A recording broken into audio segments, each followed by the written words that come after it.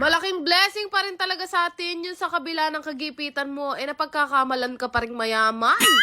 Kaya lang, talaga naman patay ka kapag ka may nag-chat sa'yo ng kumusta mare. Naksyuta? For today's ganap nga, hindi ako nakapag-vlog kahapon. Naririnig nyo naman siguro, barado ang aking ilong.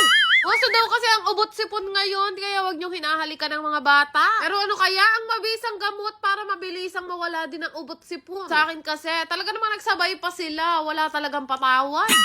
Nahinga ko na nga rin kahapon yung boses at katawan ko, kaya hindi na rin ako nakapag-live selling. Sobrang dami ko rin kasing pa-order ng mga pantalon, kaya ngayong araw ko na nga ito aasikasuhin. Literal na ganyan talaga kadami yung mga umorder sa amin na pantalon. Diyos ko, araw-araw yata sila nakapantalon. Binibenta ko kasing pants, nasa 169 or 189 lang, hindi talaga umaangat sa presyo. Sabi ko nga, kung sa iba sila bibili, ay Diyos ko, bus-bus na 249 niya po. Tida, darating sa inyo yan ng mabango at isusuot nyo na lang, hindi pa kayo magkakaalipungan.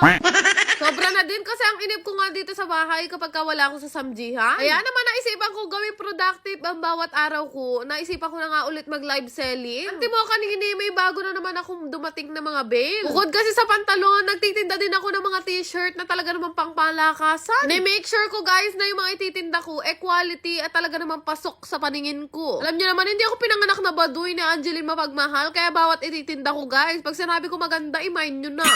Nga sa akin, mas nakakatulong pa ako kay Bebo ngayon. Alam niyo kung bakit? Hindi na siya nirarayuma. Di kabila kasi yung mga pinagbububuhat niya at na-exercise siya ngayon, in fairness, medyo lumiliit na yung tiyan niya.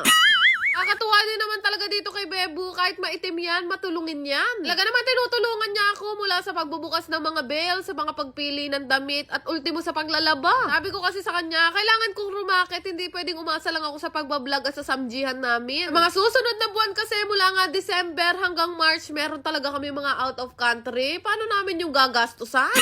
Ito naksyuta, kapag nag-post na ang Cebu Pacific na meron silang papiso fare, antimano nakabook ako kahit hindi ko alam kung may pamayad ako. Pero mabalik tayo dito sa ginagawa namin. Guys, ang ginagawa namin, sinusort na namin yung mga t-shirt bago namin yan ipalaba. Karaniwan talaga sa mga binibenta ko guys, mga branded at talaga namang aesthetic. Hindi ko yan ibibigay sa inyo ng amoy anghit at alipungan. Pinalalaban, pinauoksalik at pinakakakuskus ko yan guys bago ko yan ibiretso sa inyo. Excite na nga akong i-live tong mga t-shirt na to dahil lahat talaga premium at mga branded. Hindi lang sila magandang tingnan ngayon dahil nga lukot-lukot pa, pero promise, kapag kaya nalaban, ay Diyos ko, mag-uunahan pa kayo. Sa 79 to 89 pesos ko lang ititinda yung mga yan at sa mga magtatanong kung saan ako nagla-live. Dito ako nagla-live guys sa The Happy Chick by Mengay. Araw-araw nga ako nagla-live guys tuwing 6:30 ng gabi. Kaya naman mamaya 6:30, alam nyo na mag-alarm kayo. Werte talaga ng mga makakamain sa mga paninda ko. Mababango na. May kasama pang pagmamahal. Naksyuta.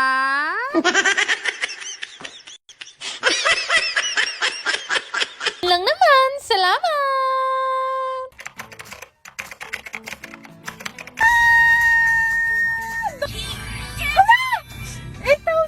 Mga kayo nang nakita, ito yung nilalaro ko, ang PH Fairy na talaga naman napakalaking manalo. Kami kayong larong pwedeng pagpilian dito, pero kadalasan talaga na nilalaro ko itong Super Ace dahil ang laki lagi ng tama. Kaya nga nito, biglang pumuputok na lang ng 4,800 at hanggang 20,000 pa. Dali lang to laruin, kaya pag gusto nyo, ilalagay ko na lang ang link sa comment section.